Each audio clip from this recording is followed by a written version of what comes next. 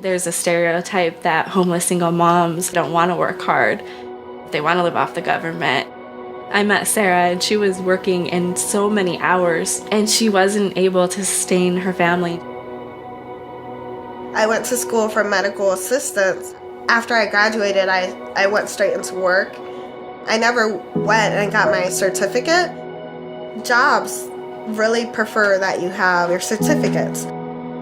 I should have, taken the time out to do my tasks right out of school. As a busy single mom, I just kept working.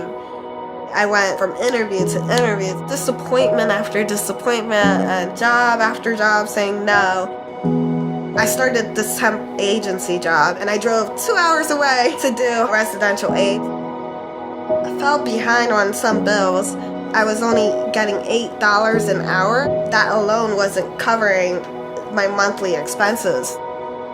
The gas alone and insurance on my car, rent, childcare is $1,600 a month. I felt like I was working for nothing. I wasn't seeing my kids.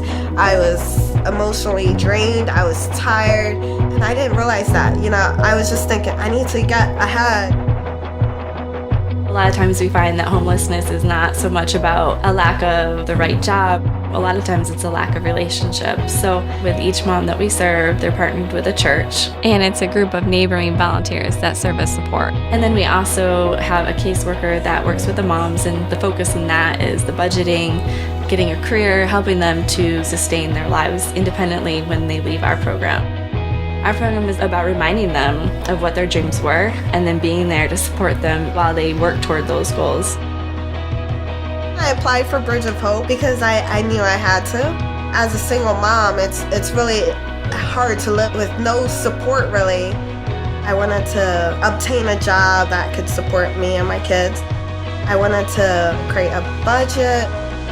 We would look at what was coming in and what was going out for that specific week. There were times it was a real struggle, but Sarah went way beyond our own budgeting.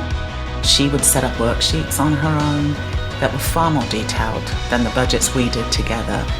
My neighboring volunteers actually helped me to get my certification. I had my neighboring volunteers come in and help me study, and after studying for a few months, I passed.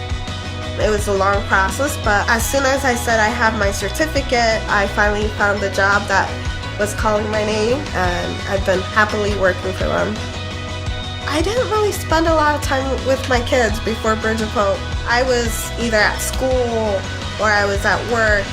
This program just gave me hope. I know that if I need something, I have a whole group of people that I can just reach out to. Food will be on the table tomorrow. My electric is paid for. I know that tomorrow's going to be a new day. God has turned a new page in my life. I'm rewriting a story. I thank God every day that I'm where I am today.